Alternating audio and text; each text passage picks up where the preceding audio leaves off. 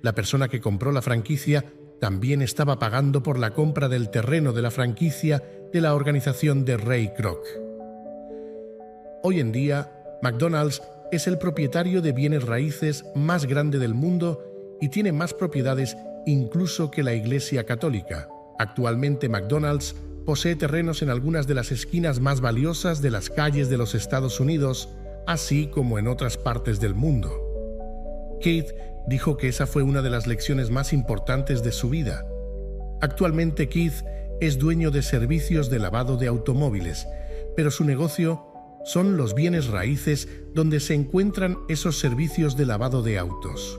El capítulo anterior terminó con diagramas que ilustraban que la mayor parte de la gente trabaja para alguien más y no para sí mismos. Trabajan primero para los dueños de la compañía, a continuación para el gobierno por medio de los impuestos, finalmente para el banco que tiene su hipoteca. Cuando yo era niño no había McDonald's cerca de mi casa. Sin embargo, mi padre rico fue responsable de enseñarnos a Mike y a mí la misma lección de la que Ray Kroc habló en la Universidad de Texas. Es el secreto número 3 de los ricos.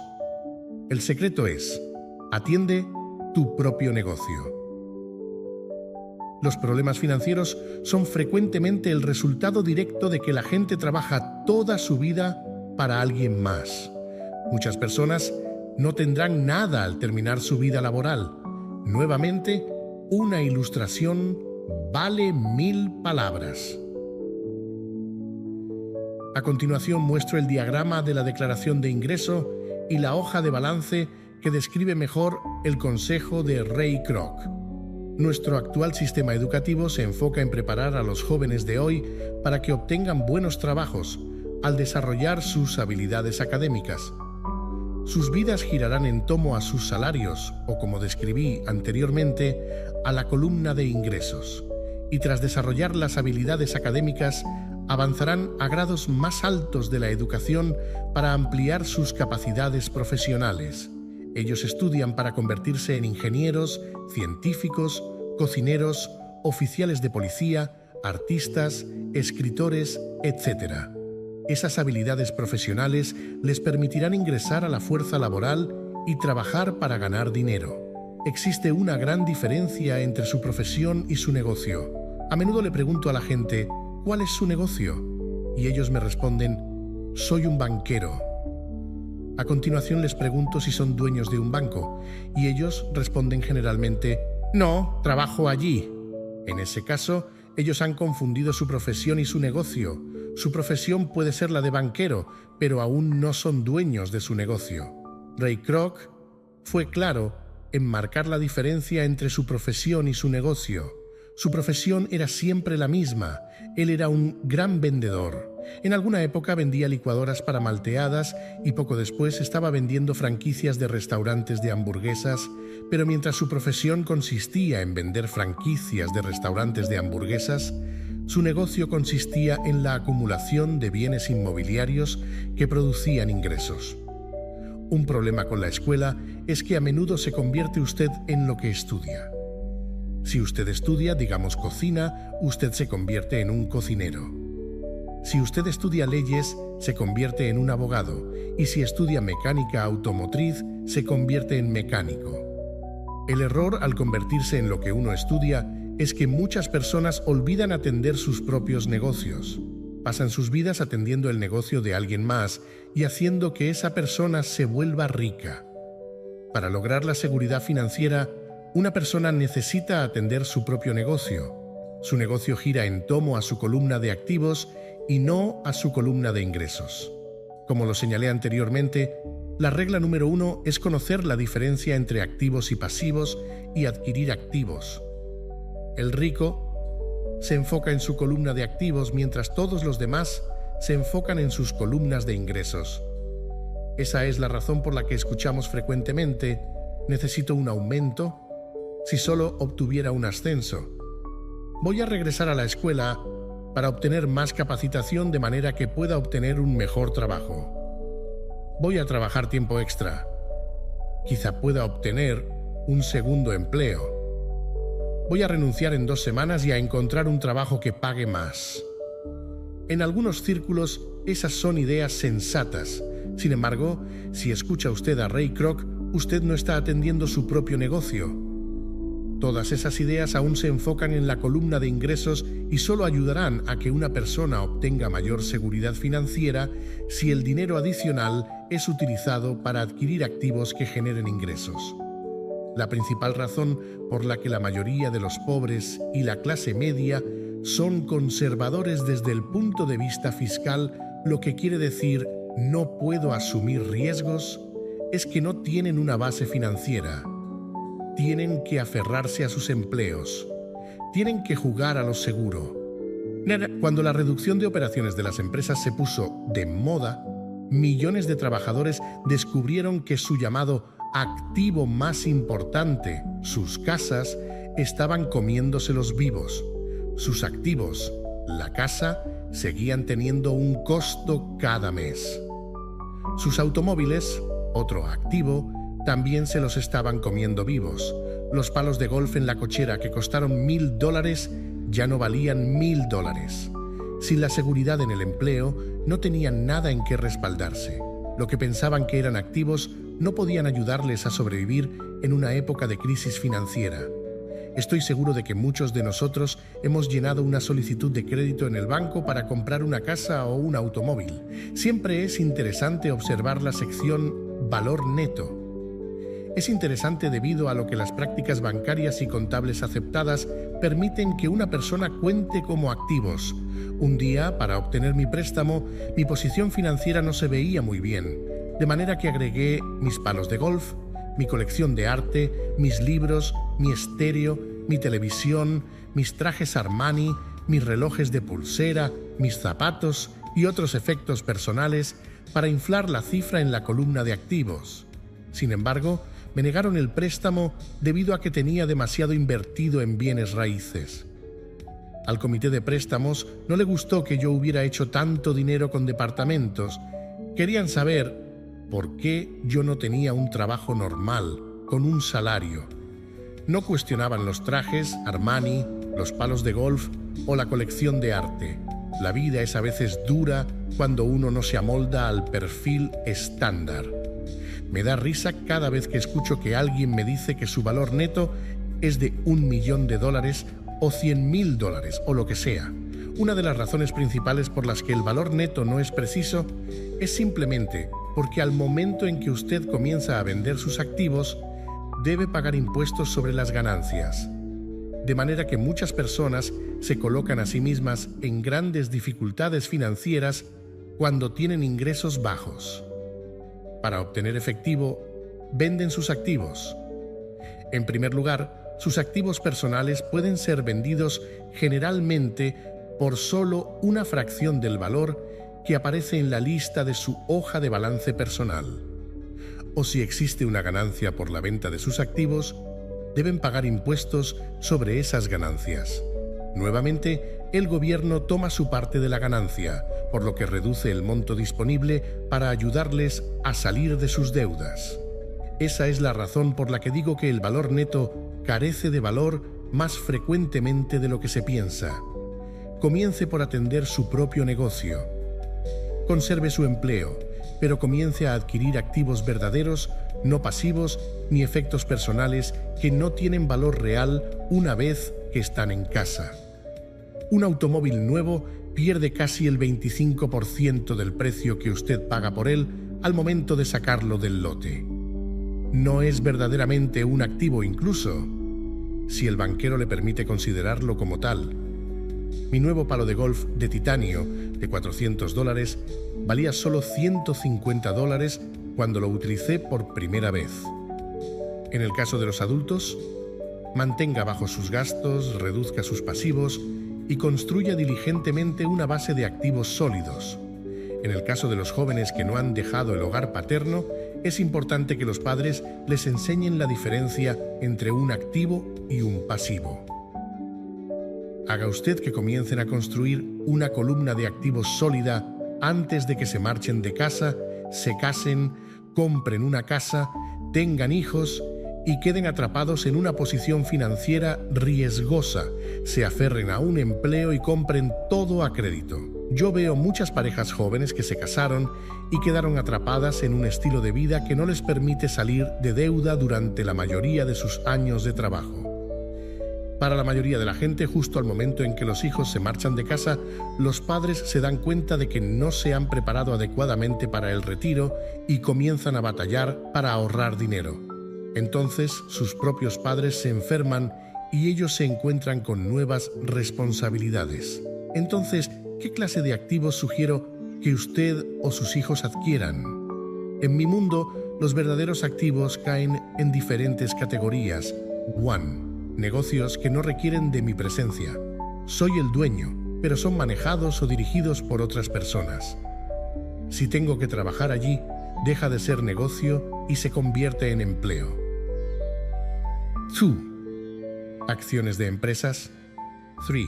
Obligaciones de empresas. 4. Fondos mutualistas.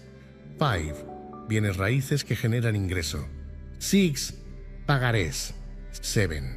Regalías por propiedad intelectual tales como música, guiones, patentes. 8. Y todo aquello que tenga valor, produzca ingreso o se aprecie y tenga un mercado disponible. Cuando niño, mi padre educado me alentó a que encontrara un empleo seguro. Mi padre rico, por otra parte, me alentó a que comenzara a adquirir activos que yo amara. Si no los amas, no les prestarás atención. Yo colecciono propiedades inmuebles simplemente porque amo los edificios y los terrenos. Me encanta buscarlos.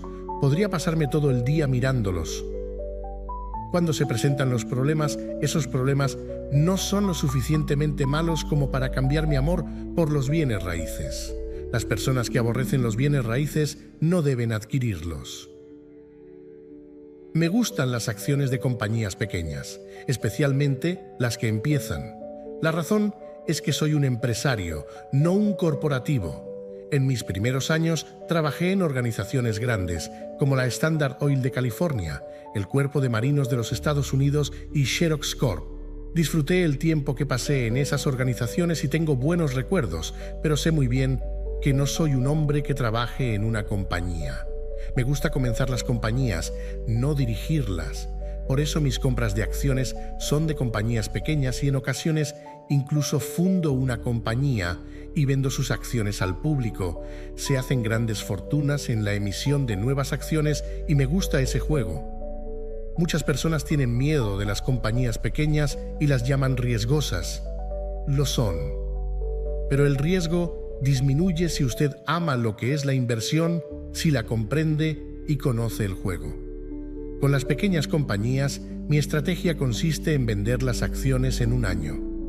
Mi estrategia de bienes raíces, por otra parte, es comenzar con las pequeñas y seguir comprando y vendiendo propiedades cada vez más grandes y, por lo tanto, retrasando el pago de los impuestos por la ganancia. Esto permite incrementar el valor de manera espectacular. Generalmente retengo los bienes raíces menos de 7 años. Durante varios años, incluso cuando estaba en el Cuerpo de Marines y en Xerox, hice lo que me recomendó mi padre rico. Conservé mi empleo, pero aún así atendí mi propio negocio. Estuve activo en la columna de activos. Compré y vendí bienes raíces y pequeñas acciones. Mi padre rico siempre remarcó la importancia de la educación financiera.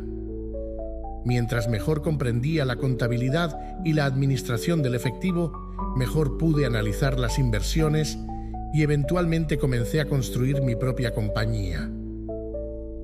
No alentaría a nadie a que comenzara su compañía a menos de que realmente quiera hacerlo. Sabiendo lo que sé sobre dirigir una compañía, no desearía esa tarea para nadie.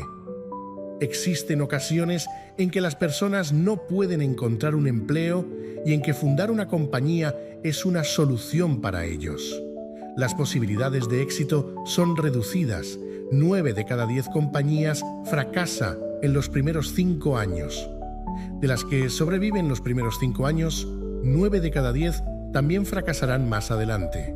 Por eso, solo recomendaría que usted creara su compañía si realmente tiene el deseo de poseerla. De otra manera, conserve su empleo actual y atienda su propio negocio.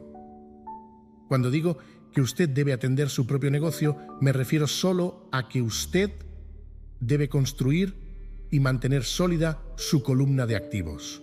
Una vez que introduce $1 en esa columna, no debe permitirle salir. Piénselo de esta manera.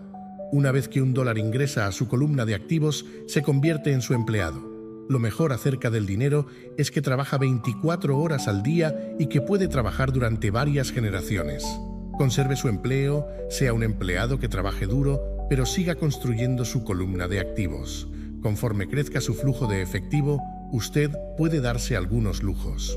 Una diferencia importante es que los ricos adquieren sus lujos al final, mientras que los pobres y la clase media tienden a comprar esos lujos al principio. Los pobres y la clase media a menudo compran artículos de lujo como casas grandes, diamantes, pieles, joyería o yates, solo porque quieren parecerse a los ricos. Y parecen ricos, pero en realidad solo se están hundiendo más en las deudas. Las personas que tienen dinero desde hace tiempo, los ricos de largo plazo, construyen primero su columna de activos. A continuación, el ingreso generado por la columna de activos adquiere esos lujos. Los pobres y la clase media compran esos lujos con su propio sudor, su sangre y la herencia de sus hijos. Un verdadero lujo es una recompensa por invertir y desarrollar un activo verdadero.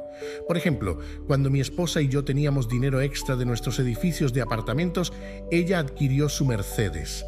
Eso no implicó ningún trabajo o riesgo adicional de su parte porque el edificio de departamentos adquirió el auto. Sin embargo, ella tuvo que esperar 4 años mientras el portafolio de inversión en bienes raíces crecía y finalmente produjo suficiente dinero extra para pagar el auto. Pero el lujo, el Mercedes, fue una recompensa debido a que ella demostró que sabía cómo hacer crecer su columna de activos. Ese automóvil ahora significa mucho más para ella que simplemente otro automóvil bonito. Significa que ella utilizó su inteligencia financiera para comprarlo. Lo que la mayoría de la gente hace es salir impulsivamente y comprar un nuevo automóvil o algún otro lujo a crédito. Es posible que se sientan aburridos y simplemente quieran un nuevo juguete. La compra de un lujo a crédito a menudo ocasiona que una persona tarde o temprano lamentará su adquisición, porque la deuda por el lujo se convierte en una carga financiera. Después de que usted se haya tomado el tiempo necesario y haya invertido en su propio negocio, estará listo para agregar el toque mágico, el más grande secreto de los ricos. El secreto que coloca a los ricos al frente de todos los demás. La recompensa que se encuentra al final del camino por haber dedicado el tiempo necesario para atender su propio negocio. Lección 4. La historia de los impuestos y el poder de las corporaciones. Recuerdo que en la escuela me contaron la historia de Robin Hood y sus alegres secuaces. Mi maestra me explicó que se trataba de una maravillosa historia de un héroe romántico, parecido a Kevin Costner, que robaba a los ricos para darle a los pobres. Mi padre rico no consideraba que Robin Hood fuera un héroe. Él pensaba que Robin Hood era un ladrón. Es posible que Robin Hood haya muerto hace mucho, pero sus seguidores todavía viven. Con frecuencia escucho a la gente decir: ¿por qué no pagan los ricos por esto? Oh, los ricos deberían pagar más impuestos y dárselos a los pobres. Es esta idea de Robin Hood, de quitarle a los ricos para darle a los pobres, lo que ha provocado mayor aflicción en las clases media y pobre. La razón por la que la clase media paga tantos impuestos es debido al ideal de Robin Hood. La realidad es que los ricos no pagan impuestos. Es la clase media la que paga por los pobres, especialmente la educada clase media de altos ingresos. Nuevamente, para comprender completamente la manera en que ocurren las cosas, necesitamos considerar la perspectiva histórica. Necesitamos revisar la historia de los impuestos. Aunque mi padre educado era un experto en la historia de la educación, mi padre rico se convirtió a sí mismo en un experto en la historia de los impuestos. Mi padre rico nos explicó, a Mike y a mí, que originalmente en Inglaterra y Estados Unidos no existían los impuestos. Ocasionalmente existían impuestos temporales. Para sufragar los gastos de las guerras, el rey o el presidente hacía el llamado y pedía que todos contribuyeran. Los impuestos fueron cobrados en Gran Bretaña para pelear contra Napoleón entre 1799 y 1816, y en Estados Unidos sirvieron para costear la guerra civil entre 1861 y 1865. En 1874 Inglaterra convirtió el impuesto sobre la renta en un gravamen permanente a sus ciudadanos. En 1913, el impuesto sobre la renta se hizo permanente en Estados Unidos mediante la adopción de la Enmienda 16 a su Constitución. En alguna época los estadounidenses eran enemigos de los impuestos. Fueron los impuestos excesivos sobre el té los que ocasionaron la famosa fiesta del té en la bahía de Boston, incidente que ayudó a que estallara la Guerra de Independencia estadounidense. Tomó cerca de 50 años, tanto en Inglaterra como en Estados Unidos, hacer triunfar la idea de un impuesto sobre la renta regular. Lo que estas fechas históricas no muestran es que ambos impuestos fueron inicialmente establecidos solo contra los ricos. Es este punto el que mi padre rico quería que Mike y yo comprendiéramos. Nos explicó la idea de que los impuestos se popularizaron y fueron aceptados por la mayoría, cuando se le dijo a los pobres y las clases medias que los impuestos eran creados solo para castigar a los ricos. Es por eso que las masas votaron en favor de la ley. A pesar de que originalmente se pretendía castigar a los ricos, terminaría por castigar a los mismos que votaron por ella, los pobres y la clase media. Una vez que el gobierno probó el sabor del dinero, su apetito creció, dijo mi padre rico. Tu padre y yo somos exactamente lo opuesto. Él es un burócrata del gobierno y yo soy un capitalista. Nos pagan y nuestro éxito se mide en conductas opuestas. A él le pagan por gastar dinero y contratar gente. Mientras más gaste y más gente contrate, más crece su organización. En el gobierno, mientras más grande sea su organización, más se le respeta.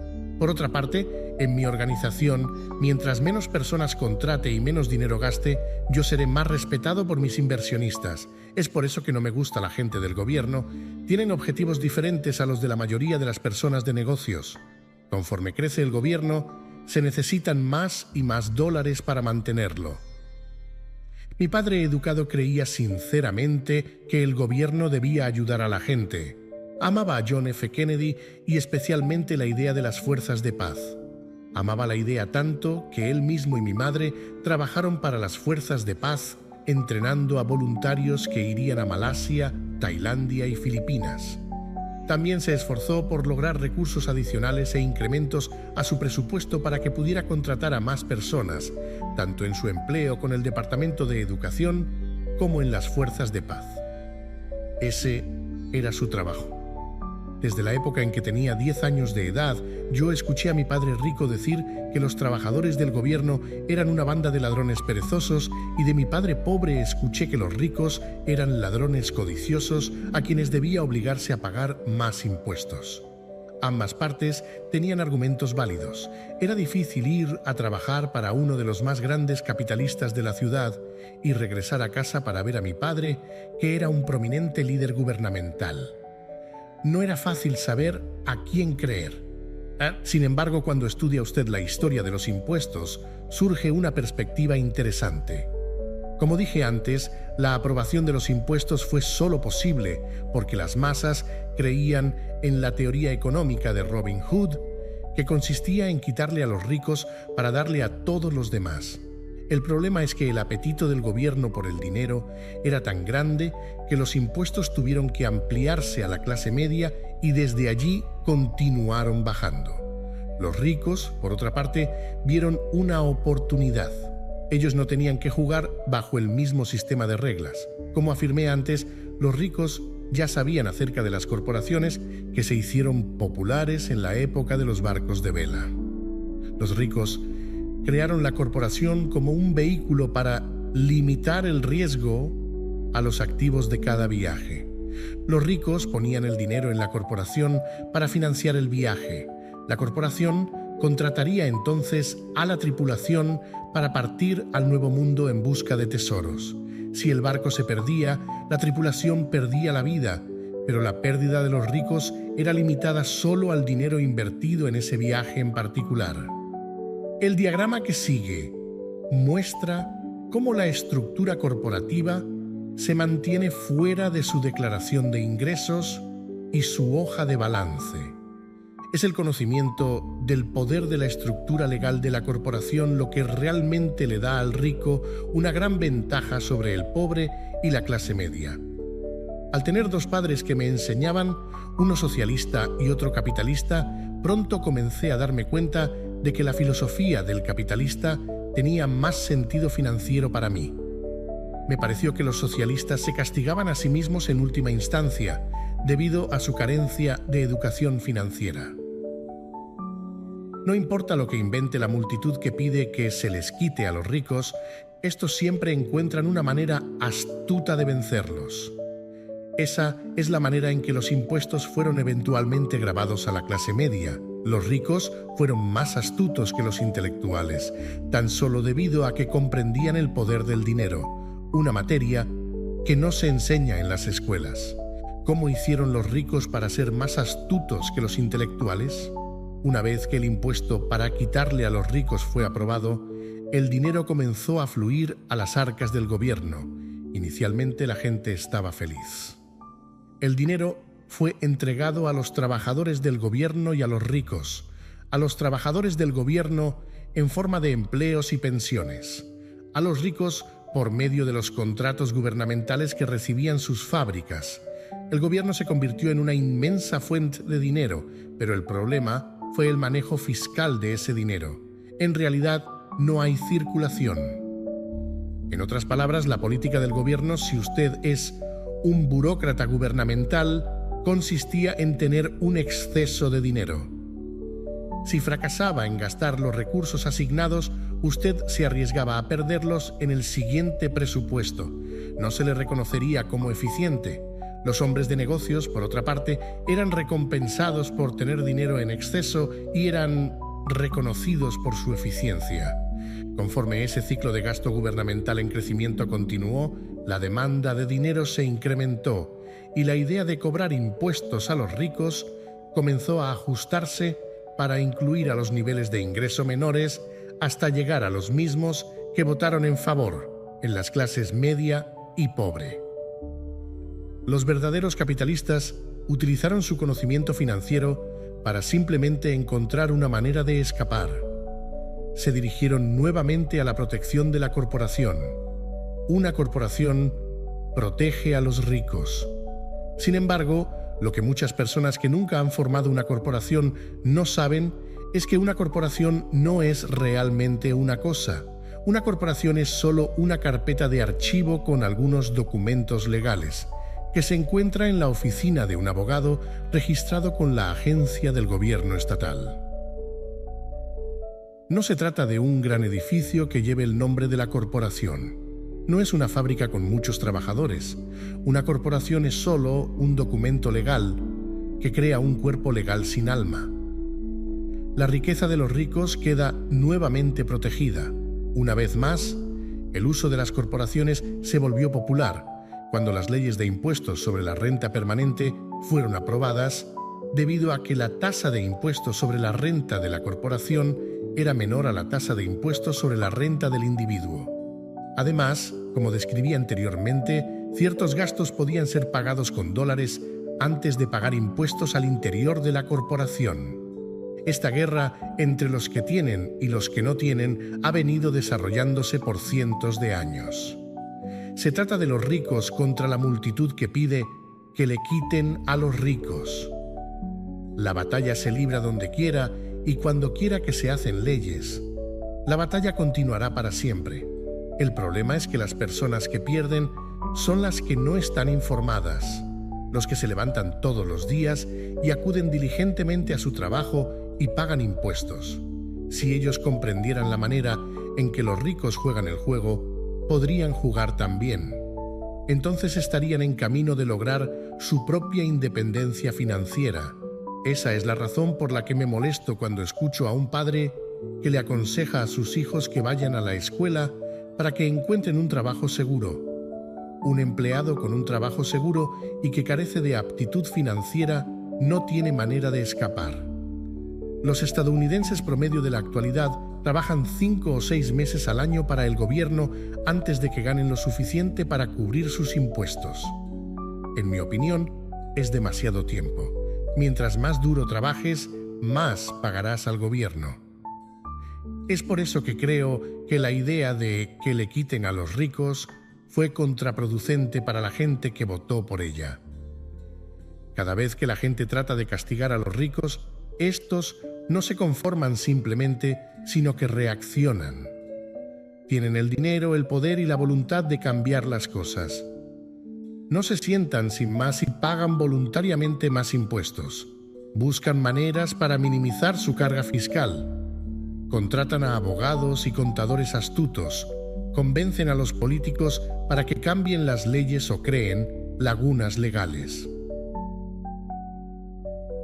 Tienen los recursos para efectuar el cambio. El Código Fiscal de los Estados Unidos también permite otras maneras de ahorrar en los impuestos. La mayoría de esos medios están disponibles para todos, pero son los ricos quienes generalmente los buscan porque están atendiendo sus propios negocios. Por ejemplo, 1031 inches se le llama en la jerga a la sección 1031 del Código Interno de Ingresos, que permite que un vendedor retrase el pago de impuestos sobre una propiedad de bienes raíces que venda con ganancia de capital, por medio de una permuta por otra propiedad de bienes raíces más cara. Los bienes raíces son uno de los medios de inversión que permiten una gran ventaja impositiva. En tanto siga usted haciendo permutas por bienes de mayor valor, usted no pagará impuestos sobre las ganancias hasta que liquide. Las personas que no aprovechan esta ventaja de ahorrar impuestos que se les ofrece legalmente están desaprovechando una gran oportunidad para construir su columna de activos. Los pobres y la clase media no tienen los mismos recursos, permiten que las agujas del gobierno entren en sus brazos para que comience la donación de sangre. Hoy en día estoy azorado constantemente por el número de personas que paga más impuestos o que aprovecha menos deducciones, solo porque tiene miedo del gobierno. Yo sé qué tan aterrador e intimidante puede ser un agente de recaudación fiscal, pero el precio de trabajar desde enero hasta mediados de mayo es demasiado alto a pagar por la intimidación. Mi padre pobre nunca combatió de eso, tampoco mi padre rico. Él simplemente jugó el juego de manera más astuta y lo hizo por medio de las corporaciones, el secreto más grande de los ricos. Es posible que usted recuerde la primera lección que aprendí de mi padre rico. Yo era un niño pequeño de 9 años de edad que se sentó y esperó hasta que él decidió hablar conmigo. A menudo me sentaba en su oficina y me hacía esperar para recibirme. Me estaba ignorando a propósito. Quería que yo reconociera su poder y que deseara tener ese poder para mí mismo algún día. Durante todos los años que estudié y aprendí de él, siempre me recordó que el conocimiento es poder, y con el dinero viene un gran poder que requiere del conocimiento correcto para mantenerlo y hacerlo multiplicarse. Sin el conocimiento, el mundo te empuja de un lado a otro. Mi padre rico siempre nos recordó a Mike y a mí que el rufián más grande no es el jefe o el supervisor, sino el recaudador de impuestos. El recaudador de impuestos siempre se llevará más si usted se lo permite. La primera lección para hacer que el dinero trabaje para mí, en vez de que yo trabaje por el dinero, se refiere en realidad al poder. Si usted trabaja para ganar dinero, usted le da el poder a su empleador. Si su dinero trabaja para usted, usted conserva y controla el poder. Una vez que tuvimos el conocimiento del poder del dinero trabajando para nosotros, él quiso que fuéramos astutos desde el punto de vista financiero y no permitiéramos que los rufianes nos empujaran de un lado a otro. Usted necesita conocer la ley y la manera en que el sistema funciona. Si usted es ignorante, es fácil que lo intimiden. Si usted sabe de qué está hablando, tiene una oportunidad de pelear. Esa es la razón por la que él pagaba tanto dinero a los contadores y abogados astutos. Era más barato pagarles a ellos que pagarle al gobierno. La mejor lección que me dio y que he utilizado la mayor parte de mi vida es: sé astuto y no te intimidarán tanto. Él conocía la ley porque era un ciudadano respetuoso de la ley. Él conocía la ley porque era más caro no conocer la ley. Si usted sabe que está en lo correcto, no tiene miedo de pelear. Incluso si se enfrenta a Robin Hood y su banda de secuaces felices. Mi padre educado siempre me alentó a buscar un buen empleo en una corporación poderosa. Él hablaba de las virtudes de subir por la escalera corporativa. No comprendía que, al depender únicamente del salario de un empleado corporativo, yo sería una vaca dócil que esperaba a ser ordeñada. Cuando le dije a mi padre rico el consejo de mi padre, él soltó la carcajada. Y ¿por qué no poseer la escalera? Fue todo lo que dijo. Cuando yo era niño no comprendía lo que mi padre rico quería decir con eso de ser dueño de mi propia corporación. Era una idea que parecía imposible e intimidante. Aunque me emocionaba la idea, mi juventud no me permitía avizorar la posibilidad de que los adultos trabajarían algún día para una compañía de la que yo sería el dueño. El punto es que, de no haber sido por mi padre rico, probablemente hubiera seguido el consejo de mi padre educado. Fue solo el recordatorio ocasional de mi padre rico lo que mantuvo viva la idea de ser dueño de mi propia corporación y mantenerme en un sendero diferente. Para la época en que tenía 15 o 16 años de edad, yo sabía que no iba a continuar el camino que me recomendaba mi padre pobre. No sabía cómo iba a hacerlo, pero estaba decidido a no seguir la dirección que llevaban mis compañeros de clase. Esa decisión cambió mi vida. No fue sino hasta que tuve cerca de 25 años que el consejo de mi padre rico comenzó a tener más sentido. Yo acababa de salir del cuerpo de marines y estaba trabajando para Xerox. Estaba ganando mucho dinero, pero cada vez que miraba mi cheque de sueldo estaba desilusionado. Las deducciones eran muy grandes y mientras más trabajaba, más grandes eran.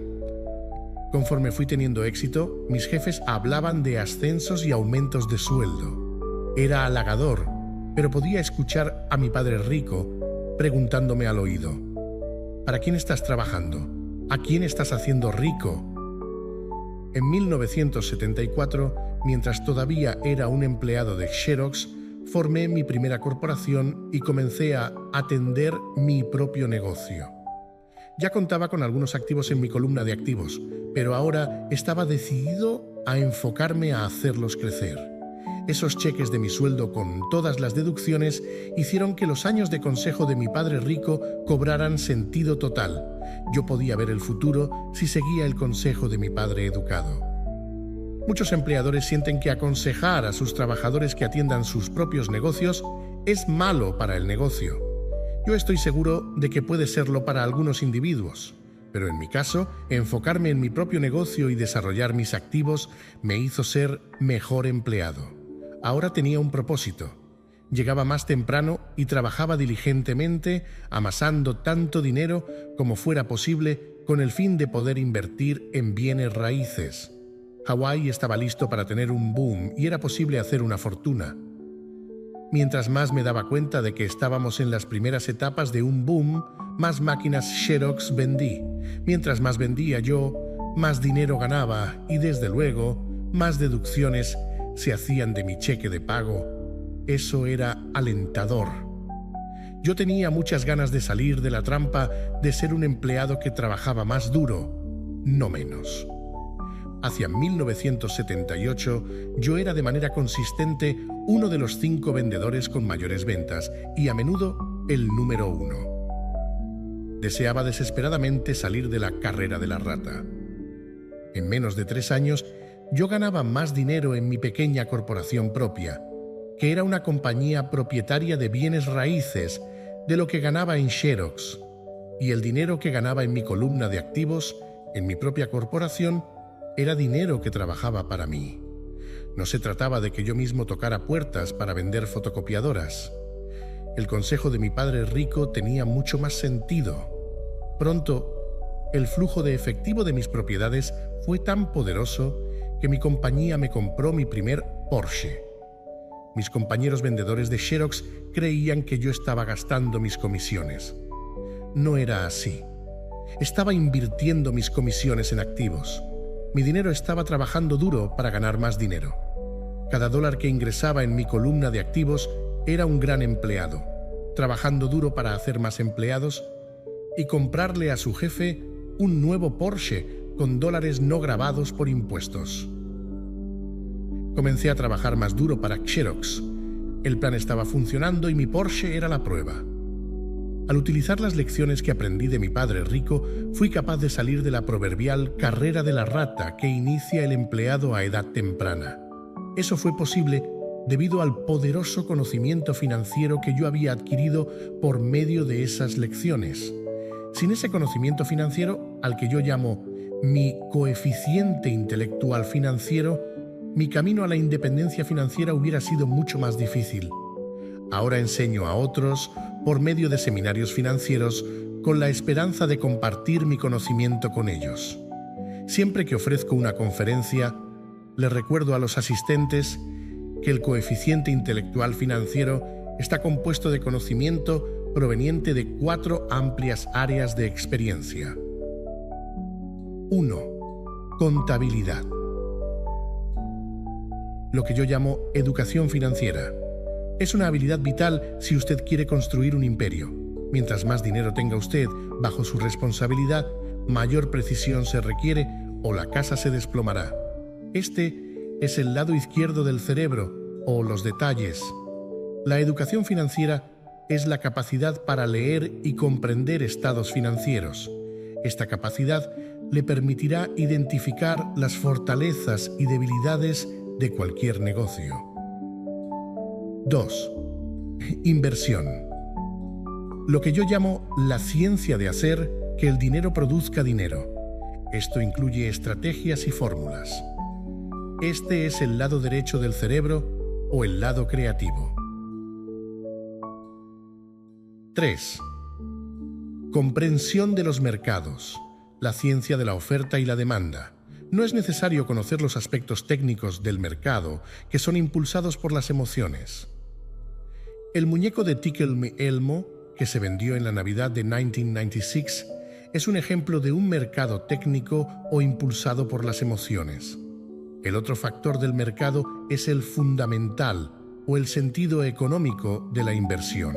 ¿Tiene sentido una inversión a la luz de las condiciones actuales del mercado? La mayoría de las personas piensa que los conceptos de inversión y comprensión del mercado son demasiado complejos para los niños.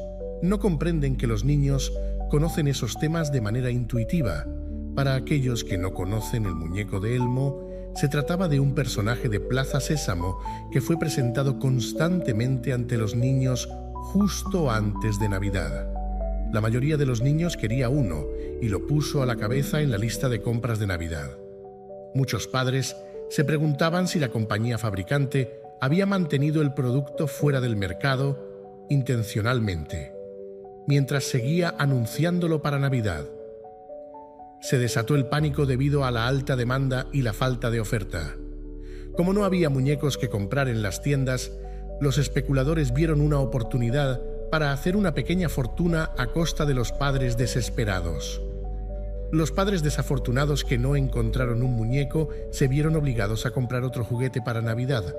La increíble popularidad del muñeco de Tickle Me Elmo no tenía sentido para mí, pero sirve como un excelente ejemplo de la ley económica de la oferta y la demanda. Lo mismo ocurre con los mercados de acciones, obligaciones, bienes raíces y tarjetas de béisbol. 4. La ley. Por ejemplo, utilizar una corporación cobijada por las habilidades técnicas de la contabilidad, la inversión y los mercados puede ayudar a tener un crecimiento explosivo. Un individuo que tenga conocimiento de las ventajas impositivas y la protección proporcionada por una corporación puede volverse rico mucho más rápidamente que alguien que es un empleado o el propietario de un pequeño negocio. Es como la diferencia entre alguien que camina y alguien que vuela. La diferencia es profunda cuando se refiere a la riqueza de largo plazo. A. Ventajas impositivas.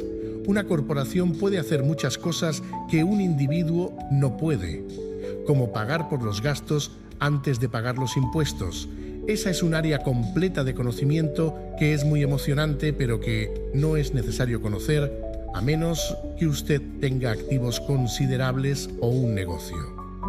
Los empleados ganan dinero y pagan impuestos y tratan de vivir con lo que les queda. Una corporación gana dinero, gasta todo lo que puede y paga impuestos sobre lo que queda. Esa es una de las grandes lagunas legales en materia de impuestos que los ricos utilizan. Son fáciles de establecer y no son caras si usted es dueño de inversiones que producen un buen flujo de efectivo. Por ejemplo, al ser dueño de su propia corporación, sus vacaciones pueden ser juntas del Consejo de Administración en Hawái. Los pagos por el automóvil, el seguro y las reparaciones son gastos de la compañía. La membresía a un gimnasio es un gasto de la compañía. La mayoría de las comidas en restaurantes son gastos parciales. Y así, sucesivamente, pero en forma legal, con dólares previos al pago de impuestos. B. Protección contra demandas. Vivimos en una sociedad de litigios. Todo mundo quiere una parte de lo que usted tiene. Los ricos esconden gran parte de su riqueza utilizando medios como las corporaciones y los fideicomisos para proteger sus activos de los acreedores. Cuando alguien demanda a un individuo adinerado, a menudo encuentra diferentes capas de protección legal y encuentra que la persona adinerada en realidad no es dueña de nada. Ellos controlan todo, pero no son dueños de nada. El pobre y el clase mediero tratan de ser dueños de todo y lo pierden ante el gobierno o ante otros ciudadanos a quienes les gusta demandar a los ricos. Aprendieron eso de la historia de Robin Hood. Quitémosle al rico para darle al pobre. No es el propósito de este libro abordar los detalles específicos de ser dueño de una corporación, pero diré que si usted es dueño de cualquier tipo de activos legítimos, yo en su lugar consideraría la idea de obtener más información sobre los beneficios y la protección que ofrece una corporación tan pronto como sea posible. Existen muchos libros sobre esta materia que detallan los beneficios, incluso lo llevan a través de los pasos necesarios para crear una corporación. Un libro en particular, Think and Grow Rich, Sea y hágase rico, proporciona una perspectiva maravillosa sobre el poder de las corporaciones personales. El coeficiente intelectual financiero es en realidad la sinergia de muchas habilidades y talentos. Sin embargo, yo diría que es la combinación de las 4 habilidades técnicas enumeradas anteriormente lo que constituye la inteligencia financiera básica. Si aspira a poseer una gran riqueza, es la combinación de esas habilidades la que amplificará en gran medida la inteligencia financiera de un individuo. En resumen, los ricos con los que trabajan para las corporaciones. Corporaciones ganan, gastan, pagan. Impuestos, pagan, impuestos, gastan. Como parte de su estrategia financiera general, le recomendamos fuertemente que sea dueño de su propia corporación y que ésta cubra en su interior sus activos. Lección 5. Los ricos inventan el dinero. Anoche tomé un descanso de la escritura de este libro para mirar un programa de televisión sobre la historia de un joven llamado Alexander Graham Bell. Bell había patentado recientemente su teléfono y tenía muchos problemas debido a que la demanda por su nuevo invento era muy grande. Necesitaba una compañía más grande y acudió al gigante de la época, Western Union. Les pidió que compraran su patente y su pequeña compañía. Él quería $100,000 por todo el paquete. El presidente de Western Union se burló de él y lo rechazó, alegando que el precio era ridículo. El resto es historia. Una industria de billones de dólares surgió y nació la compañía AT&T. El noticiero nocturno se transmitió justo después de la historia de Alexander Graham Bell. Entre las noticias se contaba la de un nuevo reajuste de operaciones de una compañía local. Los trabajadores estaban enfadados y se quejaban de que los dueños de la compañía estaban siendo injustos. Un gerente despedido de cerca de 45 años de edad tenía a su esposa y a 2 niños en la planta y les pedía a los guardias que le permitieran hablar con los dueños para pedirles que reconsideraran su despido. Acababa de comprar una casa y tenía miedo de perderla. La cámara se enfocó en su alegato para que todo mundo pudiera verlo. No es necesario decir que llamó mi atención. He estado enseñando profesionalmente desde 1984. Ha sido una experiencia magnífica y reconfortante. También es una profesión perturbadora, porque le he enseñado a miles de individuos y he visto una cosa en común en todos ellos, incluyéndome. Todos tenemos un potencial tremendo y todos hemos sido bendecidos con dones. Sin embargo, algo que nos frena a todos es la duda sobre nosotros mismos. No se trata tanto de la falta de información técnica, sino que es la falta de confianza en nosotros mismos. Esto afecta más a unos que a otros. Una vez que abandonamos la escuela, la mayoría de nosotros sabe que lo que cuenta no son tanto los grados académicos o las buenas calificaciones.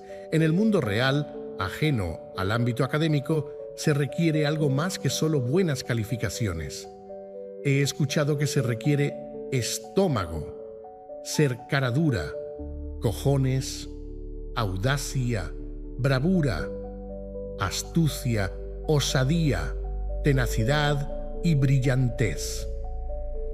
Ese factor, como quiera que se le llame, decide el futuro de uno mucho más que los grados académicos. En nuestro interior, cada uno de nosotros tiene un carácter valiente, brillante y osado. Pero también existe el reverso de ese carácter, gente que podría ponerse de rodillas y suplicar de ser necesario. Después de pasar un año en Vietnam como piloto del Cuerpo de Marines, llegué a conocer íntimamente ambas facetas de mi carácter. Ninguna es mejor que la otra. Sin embargo, como maestro he reconocido que el miedo excesivo y la duda sobre uno mismo constituyen el detractor más importante del genio personal. Me rompió el corazón ver a estudiantes que sabían las respuestas, pero que carecían del valor para actuar de acuerdo con la respuesta. A menudo, en el mundo, no es el más inteligente quien va adelante, sino el que se atreve. De acuerdo con mi experiencia personal, su genio financiero requiere tanto de conocimiento técnico como de coraje. Si el miedo es demasiado poderoso, el genio es reprimido. En mis clases, le pedía encarecidamente a mis estudiantes que aprendieran a asumir riesgos, que fueran osados, que no impidieran que su genio convirtiera ese miedo en poder y brillantez. Funciona en algunos casos y solo aterra a otros. Me he dado cuenta de que para la mayoría de las personas, cuando se trata del tema del dinero, prefieren jugar a lo seguro. He tenido que responder preguntas como ¿por qué correr riesgos? ¿Por qué debo molestarme en desarrollar mi coeficiente intelectual financiero? ¿Por qué debo educarme desde el punto de vista financiero? Y yo respondo, tan solo para tener más opciones. Hay grandes cambios por venir. Así como he comenzado con la historia del joven inventor Alexander Graham Bell, en los próximos años existirán más personas como él. Habrá 100 personas como Bill Gates, y cada año se crearán compañías enormemente exitosas como Microsoft en todo el mundo. Y también habrá muchas más bancarrotas, despidos y reducción de operaciones. Entonces, ¿por qué molestarse en desarrollar su coeficiente intelectual financiero? Nadie puede responder esa pregunta, excepto usted. Sin embargo, puedo decirle por qué lo hice yo mismo. Lo hice porque esta es la época más emocionante para vivir. Yo prefiero darle la bienvenida a los cambios que temerles. Prefiero estar emocionado acerca de ganar millones que preocupado acerca de no obtener un aumento. Este periodo en que nos encontramos ahora es una era muy emocionante, sin precedentes en la historia de nuestro mundo. Dentro de varias generaciones, la gente recordará este periodo y señalarán cuán emocionante debió haber sido. Era la muerte de lo viejo y el nacimiento de lo nuevo. Era una época llena de agitación y emocionante. Entonces, ¿por qué molestarse en desarrollar su coeficiente intelectual financiero? Porque si lo hace, usted puede prosperar enormemente. Y si no lo hace, este periodo será aterrador. Será una época para observar a algunas personas que avanzan atrevidamente mientras otros se aferran a decadentes vueltas de la vida. La tierra era riqueza hace 300 años, de manera que la persona que era dueña de la tierra era dueña de la riqueza. Entonces se desarrollaron las fábricas y la producción, y Estados Unidos se convirtió en el país dominante. Los industriales poseían la riqueza.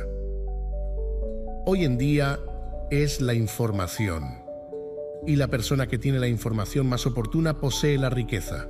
El problema es que la información viaja por todo el mundo a la velocidad de la luz. La nueva riqueza no puede ser contenida por las fronteras o los límites de la forma en que era contenida la tierra y las fábricas. Los cambios se realizarán más rápida y espectacularmente. Habrá un dramático incremento en el número de los nuevos multimillonarios. También se incrementará el número de los que se quedaron atrás. Hoy en día encuentro a muchas personas que tienen dificultades, que a menudo trabajan muy duro, simplemente debido a que se aferran a las viejas ideas. Ellos quieren que las cosas sigan siendo de la manera como eran antes, se resisten al cambio. Conozco personas que están perdiendo sus empleos o sus casas y culpan a la tecnología o a la economía o a sus jefes. Es triste que no se den cuenta de que ellos pueden ser el problema. Las viejas ideas son su pasivo más grande. Son un pasivo simplemente porque no se dan cuenta de que esa idea o manera de hacer algo era un activo ayer, el ayer se ha marchado. Una tarde estaba enseñando la inversión con ayuda de un juego de mesa que inventé, llamado Cashflow, una herramienta didáctica. Un amigo había llevado a alguien para que asistiera a clase. La amiga de mi amigo se había divorciado recientemente, había perdido mucho dinero con los arreglos del divorcio y estaba buscando algunas respuestas. Su amigo pensó que la clase podría ayudarle. El juego fue diseñado para ayudar a que la gente aprenda la manera en que funciona el dinero. Al practicar el juego, aprenden sobre la interacción de la declaración de ingresos y la hoja de balance. Aprenden cómo el efectivo fluye entre ambas y cómo el camino a la riqueza consiste en esforzarse por incrementar su flujo de efectivo mensual de la columna de activos hasta el punto en que excede sus gastos mensuales. Una vez que ha logrado esto, usted es capaz de salir de la carrera de la rata y entrar a la pista rápida. Como dije antes, algunas personas odian el juego, otras lo aman y otras no lo comprenden. Esta mujer perdió una valiosa oportunidad de aprender algo. En la ronda inicial, sacó una carta denominada Doodad, con un yate en ella. Al principio, estaba feliz. ¡Oh, he obtenido un yate! Entonces, cuando su amigo trató de explicarle la manera en que los números funcionaban en su declaración de ingresos y su hoja de balance, se sintió frustrada porque nunca le habían gustado las matemáticas. El resto de los jugadores esperaron mientras su amigo continuaba explicándole la relación entre la declaración de ingreso, la hoja de balance y el flujo de efectivo mensual. Repentinamente, cuando se dio cuenta cómo funcionaban los números, se dio cuenta de que el yate se la estaba comiendo viva.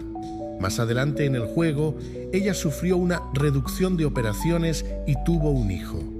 Fue un juego horrible para ella. Después de la clase, su amigo se acercó y me dijo que ella estaba enojada. Había asistido a la clase para aprender cómo invertir y no le gustó la idea de gastar tanto tiempo para participar en un juego tonto. Su amiga intentó decirle que debía ver en su interior para averiguar si el juego reflejaba su personalidad de alguna manera. Con esa sugerencia, la mujer exigió que le devolviera su dinero. Dijo que la idea misma de que un juego podía reflejar su personalidad era ridículo. Le devolvimos de inmediato su dinero y se marchó.